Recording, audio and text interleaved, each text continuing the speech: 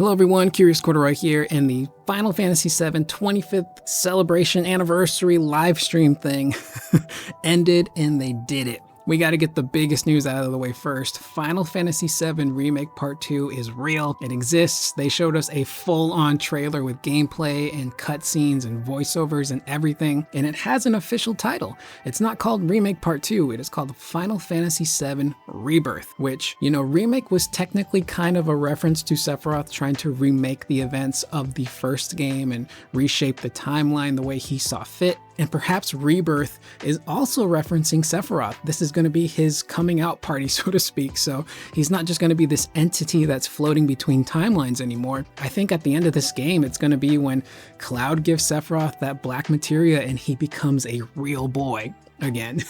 So I'm assuming that's what Rebirth is maybe referencing, but we got a lot of really cool stuff in this trailer. But before we get to that, it will be PlayStation 5 exclusive. I'm assuming it will come to PC at a later date, but it seems like Sony ponied up enough money to keep this main franchise exclusive to PlayStation consoles.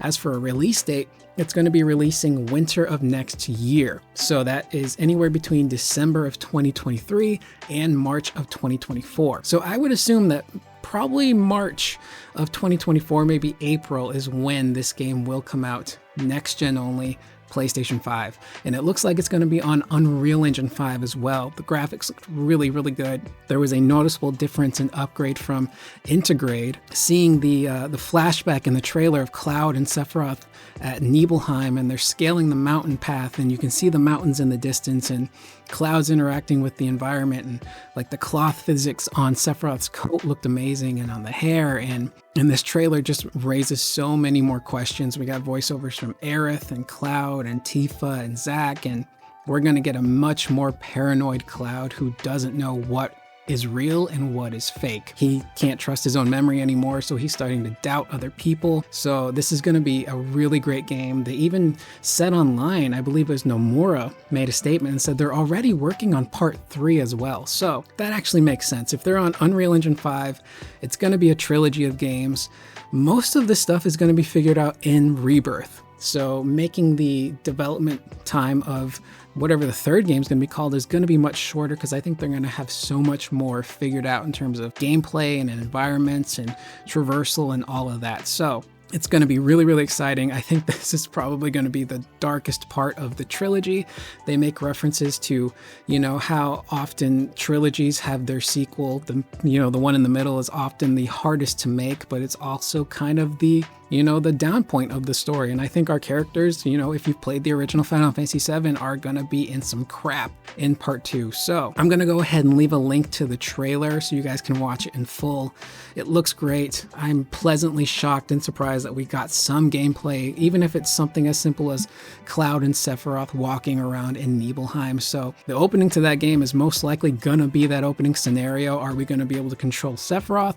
Is he going to be a Sonon type character where we issue commands and do like dual tech type moves with him? I really don't know, but this is so cool that we finally have not only confirmation that the game is real, but we got a real title and we actually saw real footage. So this is really, really awesome, really cool. It does suck for Xbox players though. They're not going to be able to play this trilogy seemingly. They're going to have to get it on PC or buy a PS5. So with that being said, that's the big FF7 Rebirth news. They did show some other stuff that was really interesting in this presentation as well. They showed off some stuff for Ever Crisis. A lot of the stuff for Ever Crisis was focusing on OG Final Fantasy VII as well as Crisis Core, and they even teased a kind of remodel for Sephiroth at the end of that game to make him look much younger. His hair is going to be shorter, his outfit might be different, his sword is going to be different as well. They also announced that there will be a beta for Ever Crisis sometime this year that people can sign up for and participate in, so that's going to be really cool as well. And then arguably the second biggest announcement here was Crisis Core is getting a remake / remaster. The game right now is in this weird limbo between remaster and remake because it's going to have a new soundtrack. The voice actors from the VII Remake project are going to be involved as well. And there's going to be some new stuff sort of with the combat. It's kind of hard to tell. It kind of looks like the combat is old school Crisis Core combat, but maybe fine-tuned a little bit more, maybe something that's a little bit closer to what we saw in VII Remake and what we're going to see in Rebirth. But it's in this weird limbo right now because the graphics are completely redone. As I mentioned before, the voice cast is new, the soundtrack is new, and it's called Crisis Core Reunion. So I would not be surprised if in some way, shape, or form this Crisis Core Reunion game ties into what they're doing with Final Fantasy VII, not only Remake, but Rebirth and whatever that third part is going to be as well. I would not be shocked if at the end of Crisis Core, we get a new cutscene where Zack is not dead. Maybe this is leading into the Zack storyline that's going to play out in Rebirth where he is still alive. And of course, because it's Crisis Core, as we speculated before, and as a lot of people brought up, Gact is in fact coming back. He will be in that Crisis Core Reunion remake, and he's most likely going to be in Ever Crisis 2 because he's kind of vital to that story as well. And I would not be shocked if he shows up in some way, shape, or form in Rebirth. So there's all kinds of stuff happening right now. That game will be out winter of this year, so December of this year to March of next year, 2023. And this one's actually going to be available on all platforms: PS5, PS4, the Xbox One console, the Series consoles, PC, Nintendo Switch. So this one, interestingly enough, is not exclusive to Sony. However, Sony obviously realizes how big VII Remake was and how big Rebirth is going to be. So they were smart to buy up the, console exclusivity rights to that franchise. And who knows what part 3 is going to be called, but at a later date, when they're ready, they will reveal it, which I honestly would not be shocked if sometime next year they give us the title to that game. They're already working on it. They're pretty far in development already with part 2, Rebirth. So I would not be shocked if we get the title to part 3 at a later date. That is much sooner than we all really assume. And then the final kind of footnote announcement from the presentation was that Final Fantasy VII Integrate, like we had speculated in previous videos, will in fact be coming to Steam tomorrow, June 17th, 2022. It's going to be available on Steam. So for the people that did not want to buy it on the Epic Game Store, now is your opportunity to get the game on Steam. So I am Curious Corduroy. That is the video.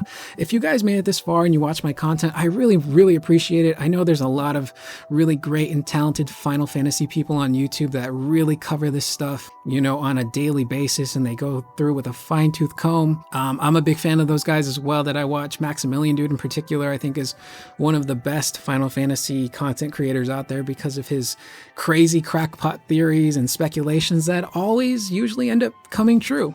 So if you're somebody who watches my videos and you watch the Final Fantasy videos and you like them and you leave comments, I very much appreciate it. I know I'm not very popular on YouTube, and I know that when it comes to Final Fantasy content and covering it, especially 7, I'm probably not going to be up there with, people like the Night Sky Prince. However, I appreciate anybody who stops by and watches these videos and interacts. It really does mean a lot. It's a franchise that I'm really passionate about. So to be able to talk about it with other people, it's a lot of fun, and it's something that kind of helps me get through a lot of bad days in my life. So I just want to say thank you guys. Please leave your thoughts in the comments below on anything we talked about today. What are your theories on Rebirth, on Crisis Core? And I will see you guys in the next video. Please remember to always be excellent to one another.